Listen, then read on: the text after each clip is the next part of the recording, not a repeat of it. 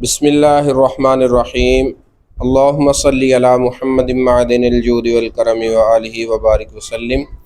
تو آئے ناظرین، آج ہم بچوں سے ایک اور حدیث پاک سنتے ہیں، تو دیکھتے ہیں بچے آج ہمیں کون سی حدیث پاک سناتے ہیں۔ جی بچوں، کس کس نے حدیث پاک یاد کی ہے؟ اچھا دانش بھائی، حدیث پاک جو ہے نا اکثر بچے یاد نہیں بیچ میں سے کر رہے، تو ناظرین سے پوچھتے ہیں کہ ان کا کیا علاج ہونا چاہیے۔ آپ نے کمنٹ سیکشن میں بتانا ہے کہ جو بچے حدیث یاد نہیں کر رہے ان کو کیا سزا دینی چاہیے۔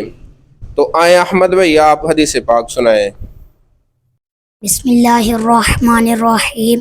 فرمان مصطفیٰ صلی اللہ علیہ وآلہ وسلم ہے، جھوٹ اور خیانت کے علاوہ مومن کی طبیعت میں ہر بات ہو سکتی ہے۔ ماشاءاللہ جی احمد بھائی نے حدیث پاک سنائی ہے کہ جھوٹ اور خیانت کے علاوہ مومن کی طبیعت میں ہر بات ہو سکتی ہے۔ تو اس سے پتہ چلا کہ جھوٹ اور خیانت بہت بڑے گناہ ہیں، اور حضور علیہ الصلوۃ والسلام بہت ناپسند فرماتے تھے جھوٹے شخص کو اور خیانت کرنے والوں کو۔